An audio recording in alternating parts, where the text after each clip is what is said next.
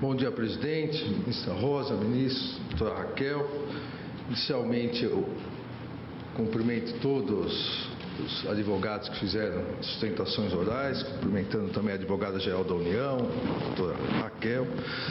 Cumprimento o voto, parabenizo o voto do ministro Edson Fachin, principalmente pelo detalhamento da evolução jurídica normativa do sindicalismo no Brasil.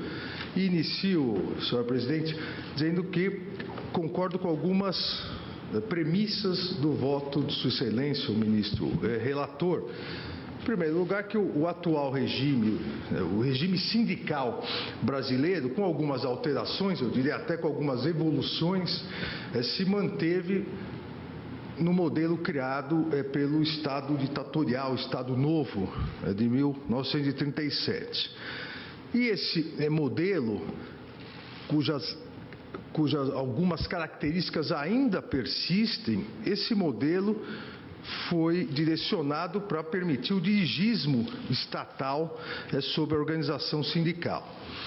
A Constituição de 88 não teve, naquele momento, eu diria, condições políticas para romper totalmente com esse modelo sindical, ao meu ver, antiquado, centralizado, mas teve força política para evoluir.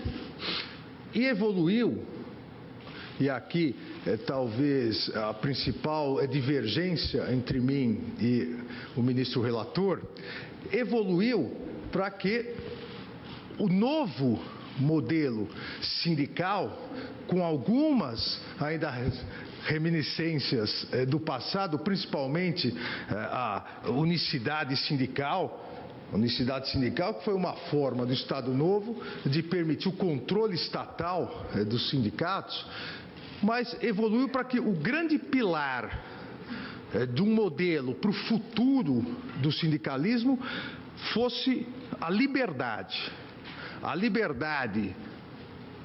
do sindicato em relação ao Estado e a liberdade do empregado em relação ao sindicato.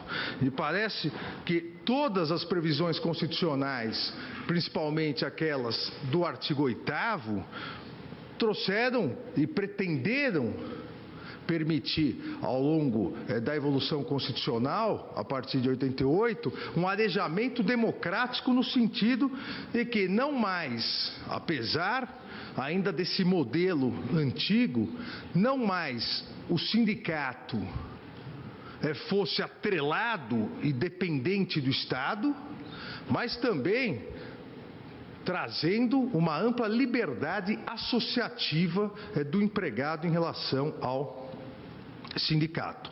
Por isso, a garantia constitucional da livre fundação de sindicatos, dispensando autorização, aprovação pelo Ministério do Trabalho, o reconhecimento constitucional da investidura sindical na representatividade da categoria, mas, como corolário dessa independência, e como corolário do previsto no artigo 5º, a ampla liberdade associativa, a Constituição trouxe a ampla liberdade do trabalhador, a ampla liberdade do empregador, no caso dos sindicatos patronais, de se associar. Isso me parece, senhor presidente, a questão é primordial.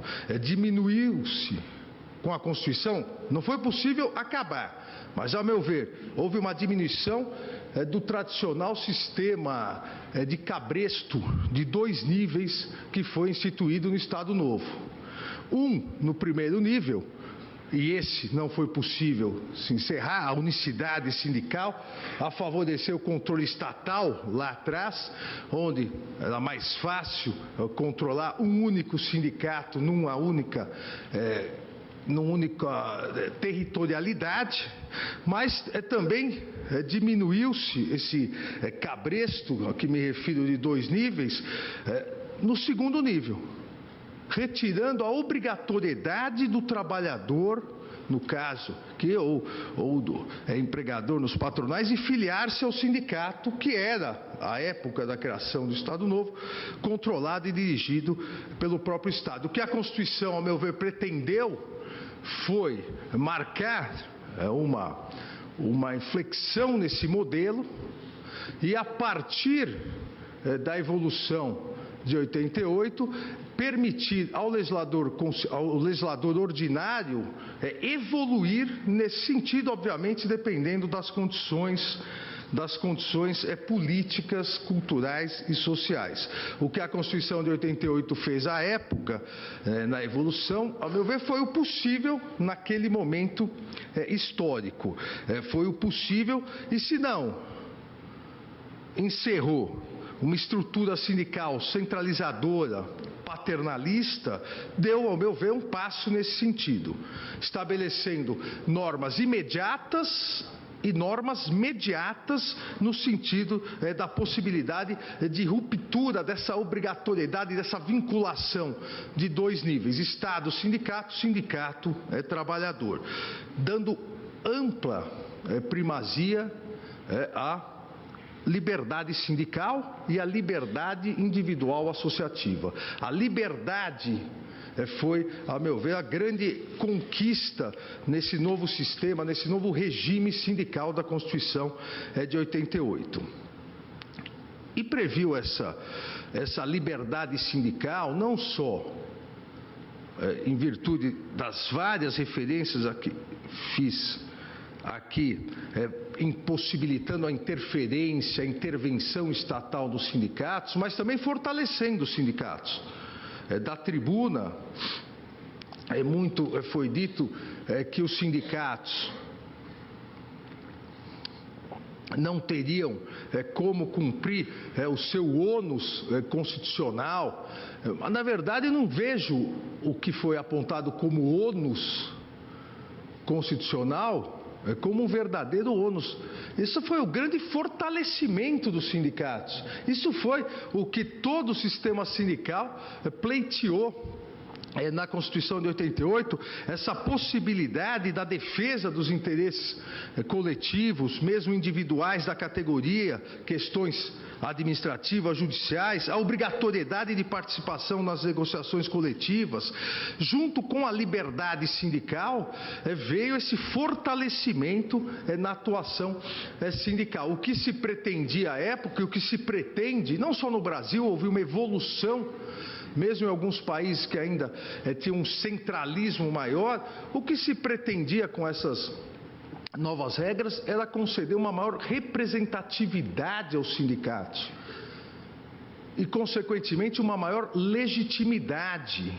Não é razoável, com devido respeito às posições contrárias, não é razoável que o Estado tenha que financiar um sistema sindical brasileiro que tem aproximadamente 16 mil sindicatos.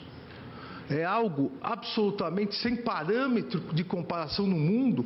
16 mil sindicatos, só que aproximadamente 20% só dos trabalhadores sindicalizados. Há algo de errado. Algo de errado no que o legislador constituinte pretendeu para um novo regime de sindicalização. Não há uma representatividade, não há, e consequentemente a menor representatividade leva a menor legitimidade, onde, apesar de 16 mil sindicatos, só 2 de cada 10 trabalhadores se sindicalizam. Obviamente, há aqui um vácuo, a meu ver, de representatividade. E essa representatividade decorre, esse vácuo, esse déficit de representatividade, talvez também decorra das facilidades possibilitadas aos sindicatos por uma contribuição sindical compulsória, né? ou tradicionalmente chamado imposto sindical. O que fez a Constituição, além dessas normas imediatas de garantia de liberdade sindical, de liberdade individual associativa, da opção de se associar ou não, a Constituição previu normas imediatas de implantação pelo legislador ordinário para favorecer a independência, autonomia, liberdade do sindicato em relação ao Estado e ampliar essa representatividade. Quanto maior a representatividade do sindicato, quanto maior o número de empregados que pretendam, de trabalhadores que pretendam realmente se filiar, maior a representatividade. E a Constituição estabeleceu uma forma de custeio que o legislador poderia explorar, o legislador ordinário poderia explorar para o futuro, de maneira a garantir isso. Ou seja, o sindicato será mais forte quanto mais sindicalizado estiver, quanto mais representatividade tiver o sindicato. E aí a Constituição estabeleceu a possibilidade de várias fontes de custeio.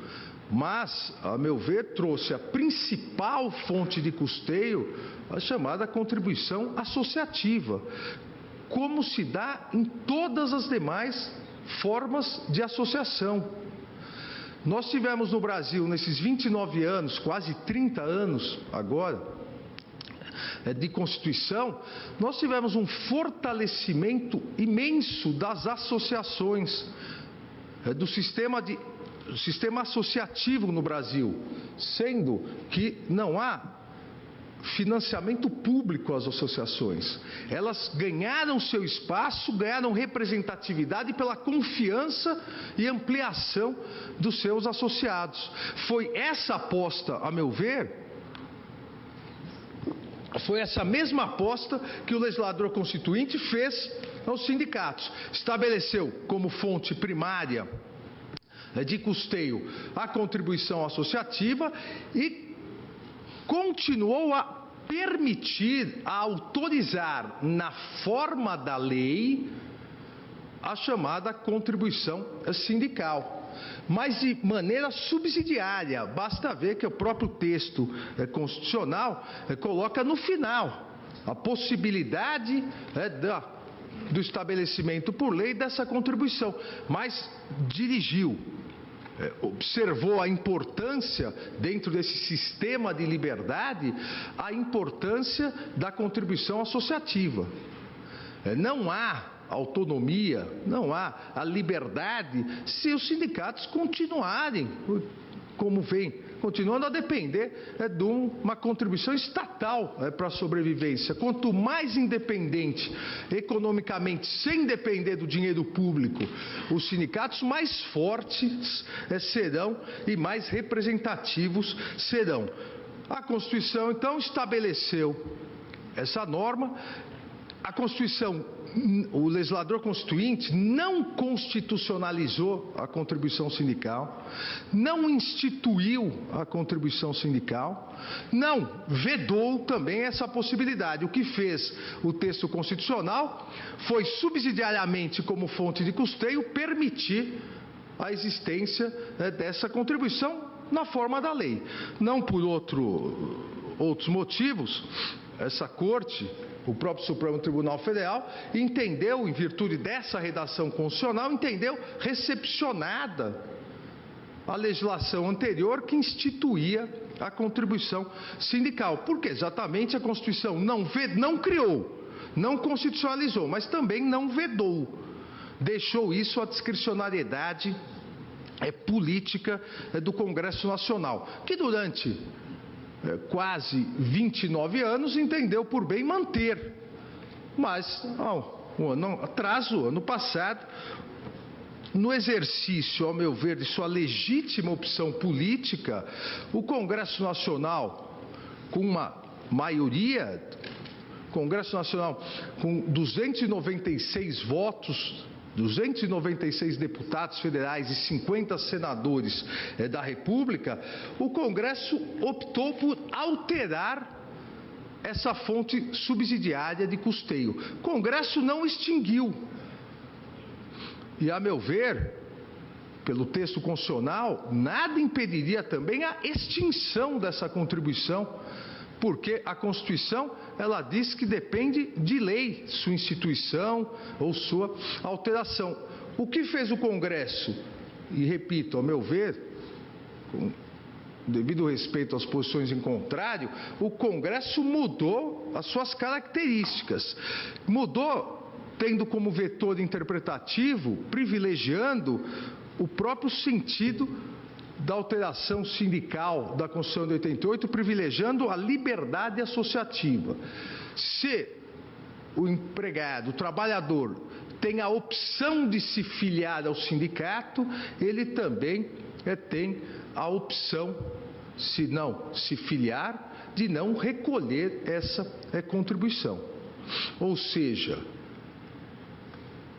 dentre aquelas medidas imediatas que o legislador constituinte estabeleceu para ampliar a liberdade sindical, seja liberdade Estado, sindicato, seja sindicato trabalhador, essa medida imediata foi implementada, mesmo que 29 anos após a promulgação da Constituição, no sentido de privilegiar exatamente a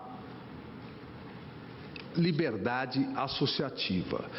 E essa medida, senhora presidente, ela veio num sentido de modernização, a meu ver, das estruturas sindicais.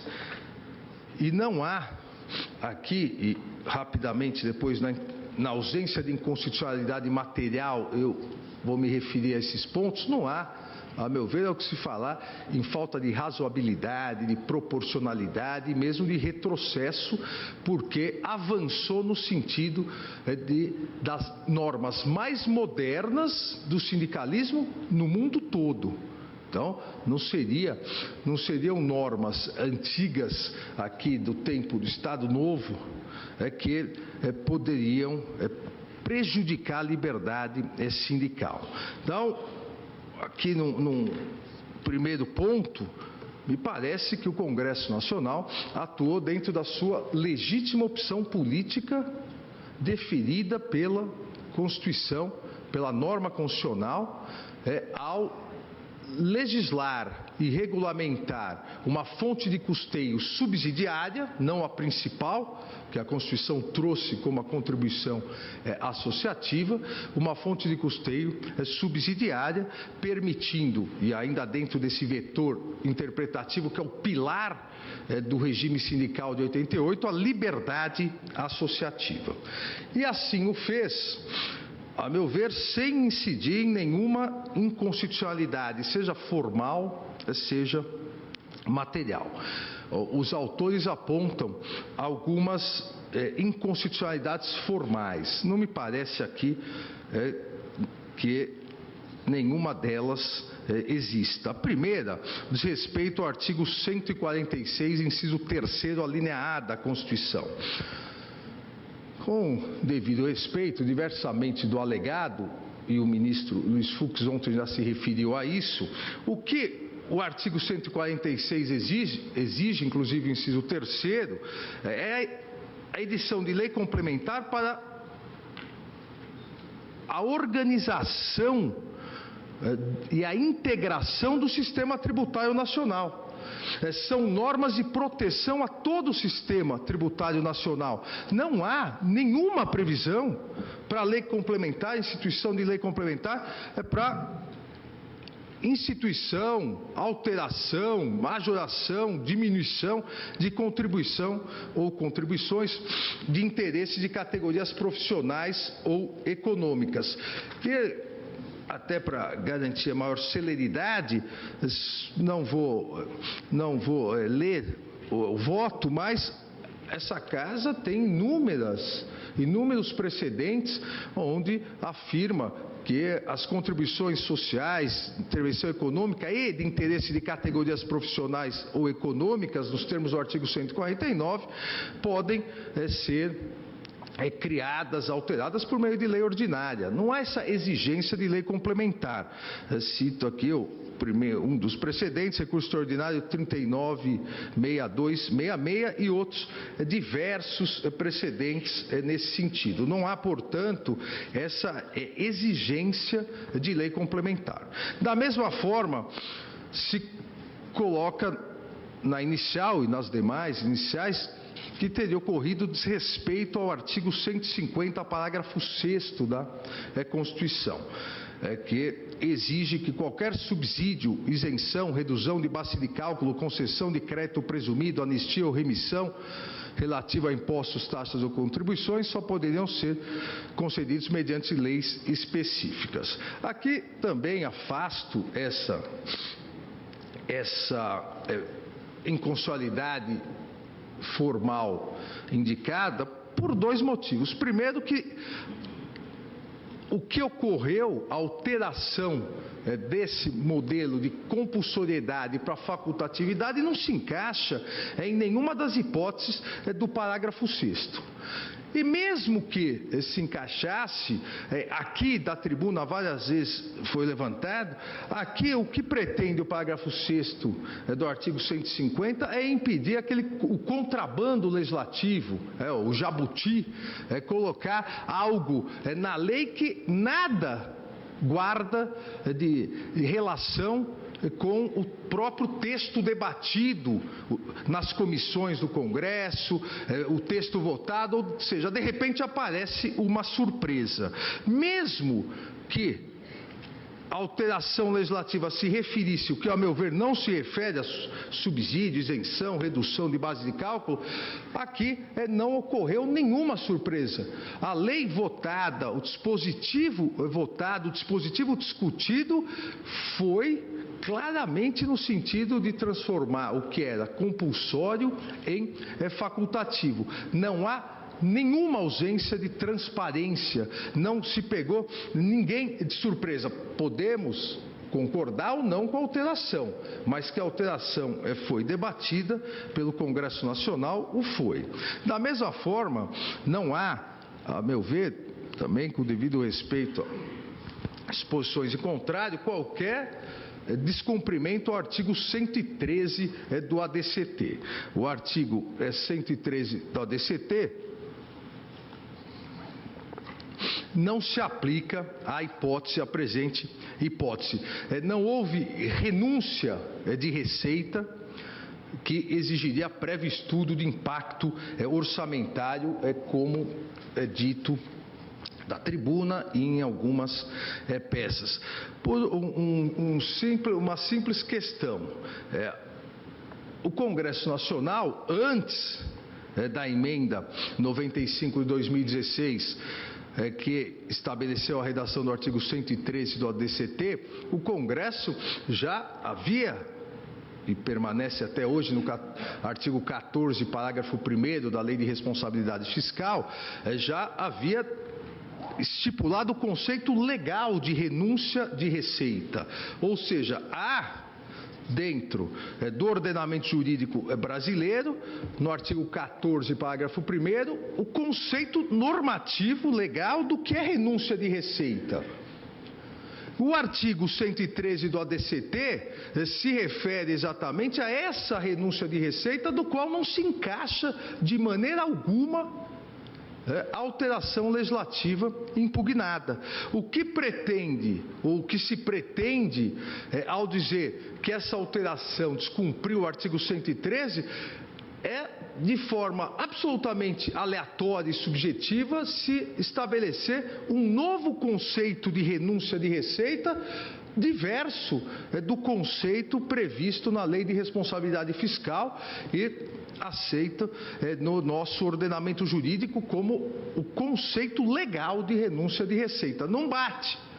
Ou seja, quem alega que houve o descumprimento do artigo 113 dá o seu ou a sua definição, o seu conceito de renúncia de receita, que não é renúncia de receita, o conceito legal, o conceito normativo aceito pelo nosso ordenamento jurídico. Então, por essas razões, afasto todas as inconstitucionalidades formais. Da mesma maneira, senhora presidente, afasto as inconstitucionalidades materiais.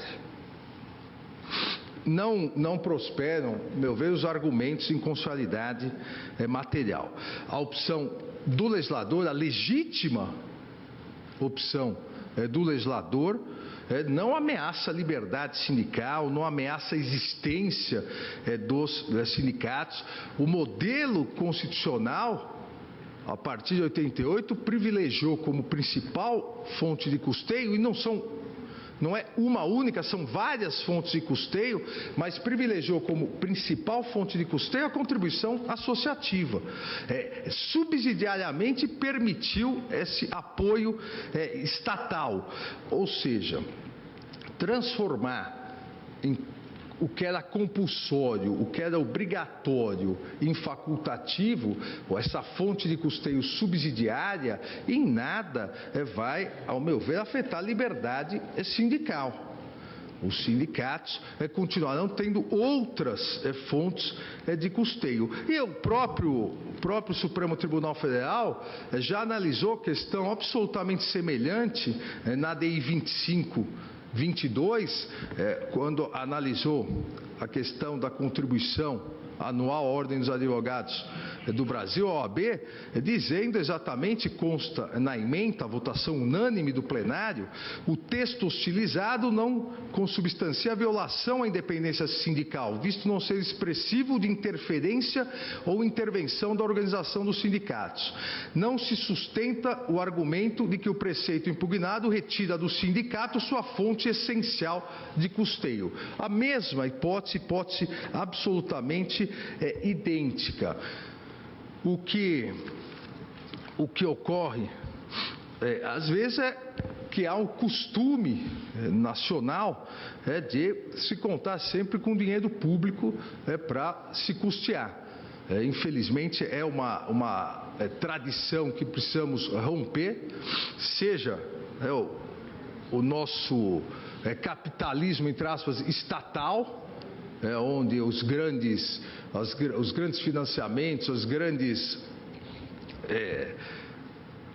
grandes investimentos são feitos com o apoio de um banco estatal, BNDES, a perder juros de vista, sem grandes riscos para o empresariado, seja infelizmente também, como estamos vendo, na questão do sistema partidário, onde bilhões são colocados em dinheiro público, e seja historicamente na questão sindical, onde também bilhões são colocados nos diversos sindicatos. Agora, o fato de se transformar isso em facultativo, em nada afeta a liberdade sindical. Não é possível crermos que o sindicato não terá filiados, não terá associados em número suficiente para permanecer.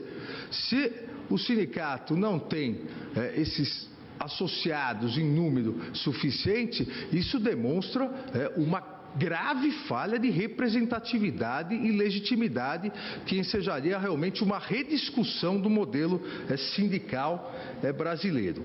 Então, esse argumento de terror de que isso acabaria com os sindicatos não me parece correto, porque senão não existiriam sindicatos em nenhum outro lugar do mundo. Se dependesse sempre do dinheiro estatal. E essa alteração, da mesma forma, não me parece ter ferido proporcionalidade, razoabilidade, não me parece ter gerado um retrocesso, porque desde o texto original da Constituição de 88, a principal fonte de custeio apontada foi a contribuição associativa. E essa fonte subsidiária foi uma possibilidade que não se vedou, mas também não se instituiu e não se obrigou, e cujo modelo deveria ser estipulado pelo legislador ordinário, que assim o fez, de forma, a meu ver, absolutamente razoável, proporcional. O que pretendeu o legislador foi substituir, finalmente, após 29 anos da Constituição, o que pretendeu o legislador foi substituir um sindicalismo de financiamento estatal por um moderno sindicalismo representativo.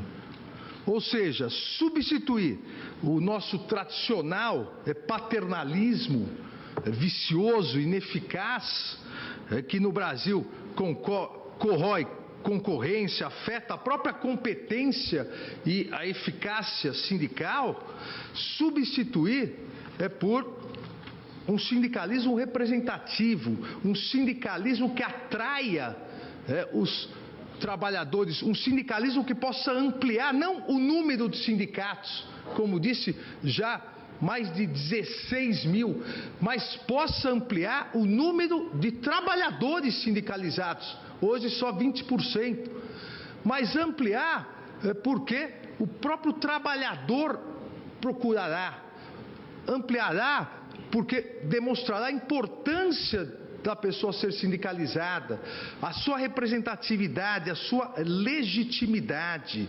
E para isso não é necessário, a meu ver, a permanência obrigatória desse verdadeiro dízimo sindical, o depósito de um salário, um dia de salário do empregador. Foi dito da tribuna que alguns sindicatos, os sindicatos menores, representam trabalhadores de menor poder aquisitivo e que não poderiam contribuir em virtude do seu menor poder aquisitivo. Olha, é o mesmo raciocínio fácil, se não podem contribuir, como explicar que mesmo esses trabalhadores de menor poder aquisitivo, que não têm condições de contribuir e que não querem ter retirado um dia de salário, que seja obrigatório, compulsório essa retirada. Isso fere, a meu ver, e o Tribunal Europeu de Direitos Humanos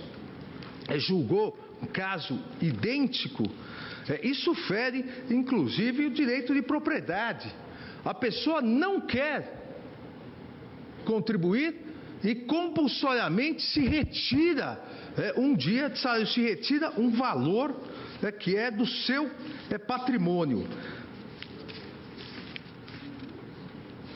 No caso Evanson e outros contra a Suécia, em 2007, o Tribunal Europeu de Direitos Humanos decidiu exatamente essa questão, que a cobrança de uma taxa sobre o salário dos empregados, com o objetivo de a cobrança compulsória, com o objetivo de financiar as atividades do sindicato, constitui uma violação ao direito de propriedade.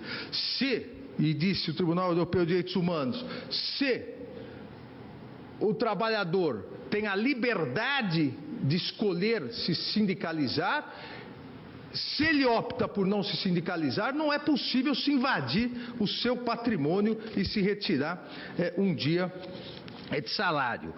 Por isso, não há falta de razoabilidade numa medida legislativa brasileira que repete exatamente o que o Tribunal Europeu de Direitos Humanos julgou, e mais do que isso, o que a própria OIT, numa consulta, no caso 1478, contra o Brasil, uma solicitação da Central Única dos Trabalhadores sobre essa questão da facultatividade, transformar compulsoriedade em facultatividade, a própria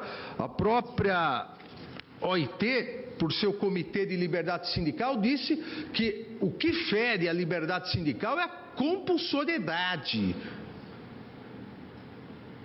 a facultatividade vai ao encontro das modernas medidas e políticas sindicais. A própria OIT assim se manifestou. É a tendência sindical moderna, razoável, proporcional que o Brasil adotou desde o final do ano passado.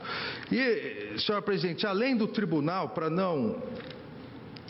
não me estender muito, basta ver aqui também um parênteses, além dessa consulta à OIT, a Convenção número 87, a qual o Brasil não é signatário em virtude dessa, até então, compulsoriedade na cobrança, também a Convenção 87 indica esse caminho da liberdade sindical. Eu escolho se quero me sindicalizar, se não quiser, não posso ser obrigado a pagar. E não só o Tribunal Europeu de Direitos Humanos assim julgou, mas recentemente, agora em 2018, a Suprema Corte norte-americana alterou precedente antigo, no caso que é a Federação Americana de Municípios versus Janus, nesse primeiro semestre, reconhecendo que a cobrança compulsória de contribuição sindical, como disse a Suprema Corte, a cobrança de contribuição sindical obrigatória viola a primeira emenda, ou seja, fere a liberdade individual, a liberdade de opção, a liberdade de querer participar. Não é outro o entendimento do Tribunal Constitucional de Portugal, o Acórdão 437 de 2000, onde se assentou que nenhum trabalhador pode ser obrigado a pagar cotas a um sindicato do qual não é membro, e também outra democracia moderna, a Suprema Corte do Japão, em 2017, no mesmo sentido de que a cláusula de contrato de trabalho que obriga seja a filiação sindical, seja a contribuição obrigatória, é contrário a políticas públicas. Ou seja, não há o que se dizer da falta de razoabilidade, da falta de proporcionalidade, de retrocesso a uma medida permitida pela Constituição de 1988 e a uma medida que vai na mesma linha do moderno sindicalismo mundial, inclusive com o beneplácito da própria Organização Internacional do Trabalho, do Tribunal Europeu de Direitos Humanos. Nesse sentido, então, senhor presidente, pedindo todas as vênias ao eminente ministro relator, eu voto no sentido de julgar improcedente as ADIs e procedente a ADC, na forma como o ministro Luiz Fux acompanhando a divergência.